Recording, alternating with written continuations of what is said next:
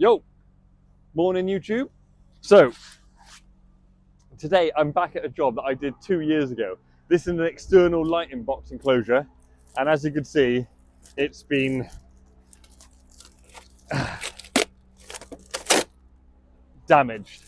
A lorry has reversed into it. I remember at the time when I fitted it, I said to the client, do you want to build an enclosure or some kind of barrier around it to stop lorries hitting it again? And they said, nah, don't worry about it, it's fine, just replace it.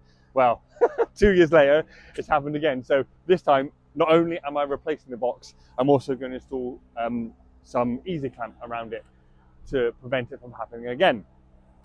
This is a lighting box enclosure for the car park lighting. 3-phase supply, but we're only using 1 phase. This is something that the client inherited. And I'll post the video or the link to the video of me when I installed this 2 years ago. Apologies in advance, because back then I was a lot more sweary, and since then I have found Jesus. So you won't get any of that on this video.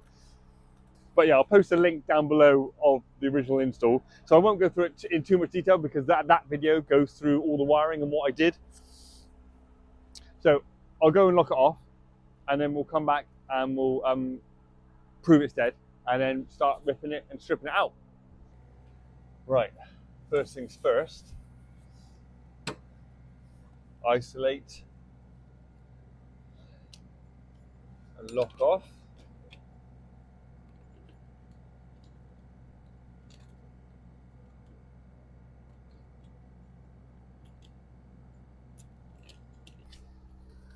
Right, I've just locked it off.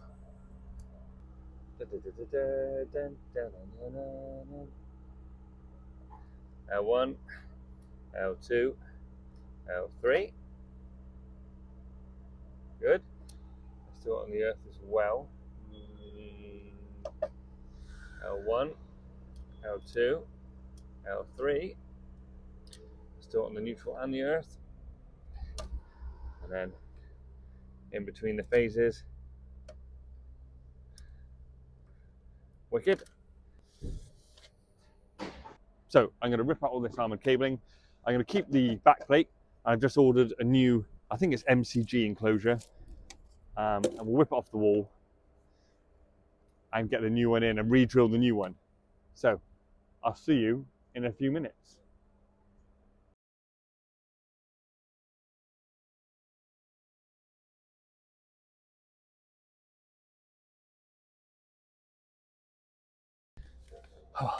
I'm not going to mention the cold. I'm not going to mention the cold. I'm not going to mention the cold. I'm a strong, independent electrician. I'm a strong, independent electrician. I'm not made of sugar. I'm not made of sugar. I am not made of sugar.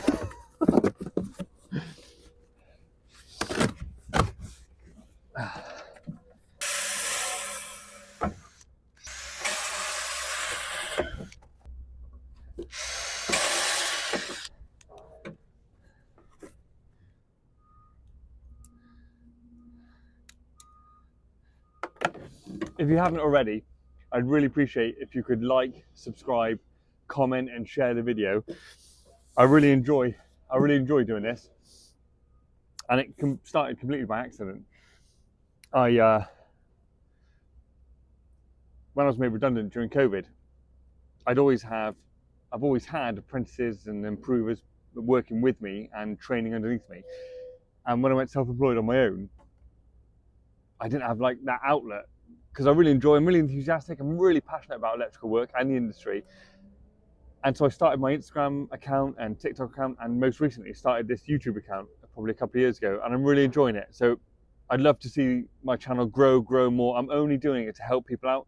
I'm not doing it for the benefit of myself, which some channels do. I'm doing it to hopefully show people what, the right way of doing things. I know there's 1,000 ways to skin a cat, but I really enjoy showing people the different methods, different techniques, and all the little bits and bobs that I've picked up over the years. Because the electrical industry is very different to how it was when I started, especially with the rise of social media and stuff like that. So, right, let's get back to work, eh? I'm not sponsored by anyone. You won't see me plug in any kind of app or, you know, that kind of stuff. I'm happy doing what I'm doing, staying in my lane. I have mentioned it before, and some of you might think it's over the top. These breather plugs, right? I fitted them on outside sockets and stuff like that. They're not that expensive. Helps so you don't get all that moisture in an enclosure. Allows it to breathe, letting the hot air and the cold air pass, so it doesn't keep it trapped, and then the energy of inside being warm and the outside temperature being cold and then creating condensation, it balances that out and stops bugs and stuff getting in, but still allowing it to breathe, hence breather plug.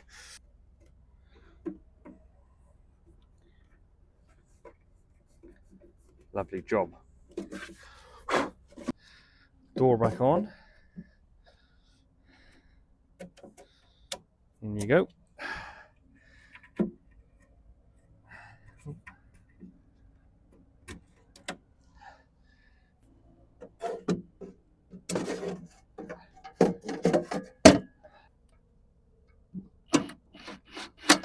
One.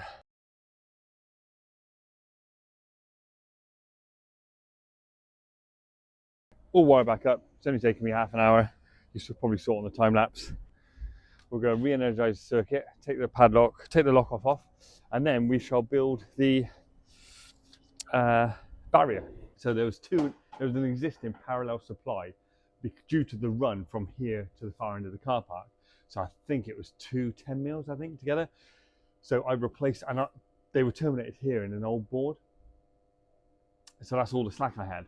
So I fitted this Luden fused isolator, and I put 10 amp BS88s in there into this distribution board, and it's this one here. It's a 16 amp 3-phase supply, goes into here, and I think there's 10 amp BS88s from here, and then over in the car park column lighting, I think in the enclosure you just saw, I think all the control circuits on a 6 amp MCB, and each lamp post is on a 6 amp MCB, I think, or 10, but whatever it is. Upstream of that, you've got a 10 amp here and a 16 amp there.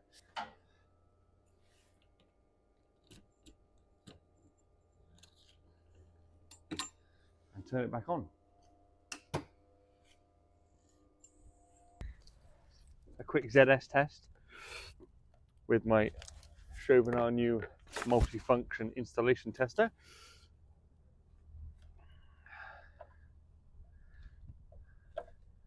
Just to prove everything is all good. There you go, 0.72. If I remember correctly, because I picked this up on an EICR I did at this property. 0.72. If I remember rightly, it was on like a D. Obviously, it was a 3-phase supply. Back in the day, you know, old car park lighting was quite heavy loading, and I think it was on like a D40 or something like that. And I picked it up because the ZS was way too high for a D40 protective device. It was a 2-pronged attack basically. I needed to lower the fuse, but also replace the box. So I did this and lowered the fuse to that C16, I think you saw. All good. I'm happy with that. Let's shut that back up. Now, I've done stuff like this before, years ago, when electric vehicle charging points first come about, and the council and larger firms were fitting the public ones. There wasn't at the time anyone making like any kind of barriers for them right at the beginning. So the firm I used to work for, we used to fabricate, because it was quite pragmatic, used to fabricate, because you're thinking, oh, people are going to reverse into them. We used to fabricate easy clamp, like scaffold bars basically, around them. And obviously since the rise of charge points, Rolex and other manufacturers have made these little charge point barriers that you can sink in, posts that you can drop in the ground, or posts that you can bolt to the ground. Now, but with this one, and they can be quite expensive. I wanted this to be a certain height and a certain distance away, so it had to be bespoke. Now, I did do some research. There are some websites where you can buy all the bits, pre-cut and all that kind of stuff, but it comes out as hundreds and hundreds of pounds. I think I looked at one website and it was like 350 quid. And then you can buy like the cheapy Rolex stuff, but it was too low. It only came to about here, and these are big trucks reversing back in this car park. So, and this is my plan. This is what I plan to make. I'm gonna have an 1100 up bit with a foot, and I'm gonna have a T-join here, and I'm gonna have a 90 knuckle, and then a return back to the wall either side of the cabinet with an anchor or a foot on the wall either side. Let me go and grab the stuff inside the van and I'll show you. But it's so much cheaper. Yeah, right, it's an hour's labour, right? And it's 60 quid plus VAT for the... I had to buy a 3.5 metre length, but I've just cut it all down to size. I think I've got to cut one more. Bolt it all to the wall. It's all Allen keyed together. And it looks so much nicer in my opinion. But you be the judge. Let me know in the comments what you think. So these are the feet. And they drop in just like that. And then it's the Allen keys just to tighten them up. So much nicer. It's dead cheap. An idiot can put them together. I'm going to use some wall bolts and like concrete screws. But I'm also going to thought it was a last minute thing. You might think it's a bit over the top, but I've got some black spray paint, just what I use for random things when I'm trying to blend things in. I think purely for aesthetics. And I know it's a car park and no one probably really cares, but I thought for me that's going to show up. So I'm just going to I'm going to spray all the heads black, and it'll look more aesthetically pleasing.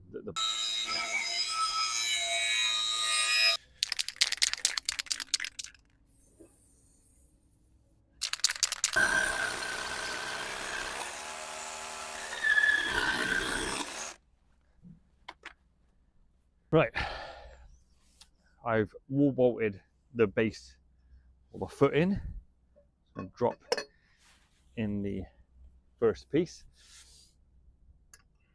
and then Allen key. It's like adult Lego. It's dead easy. The top bit in like that. Now, I have done it on purpose that you can still open the door and access it. See that? It's far enough away. Don't worry, I'll be cutting this off when I'm done. It's just so I don't lose it.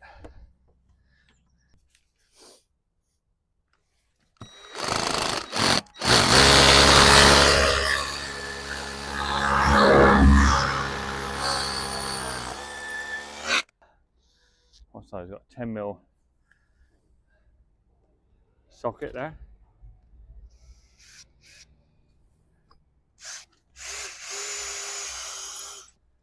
Lovely jubbly.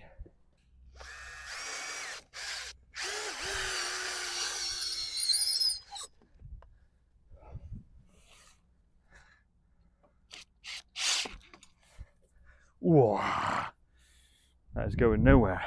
So it's kind of taking shape. I'll do the same on that side now, nip them all up. Nip up all the Allen keys on the underside of all these bits.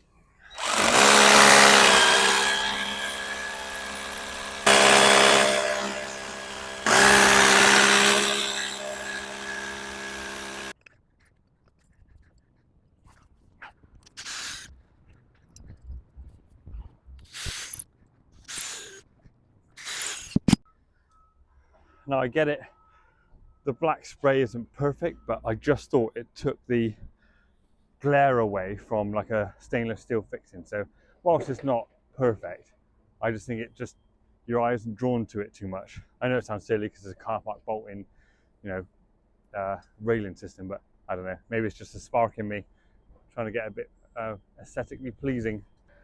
That's basically it. Just got to use the Allen key now, wherever it is. Just got to use the Allen key now and just nip up all the Allen key bolts on the 90s and on the T up here. It took me an hour to cut and assemble and fix it all together. I haven't been grafting, I've just been taking my time. And that was, all that stuff was like 60 quid plus VAT. And hopefully that will protect this enclosure from being damaged again.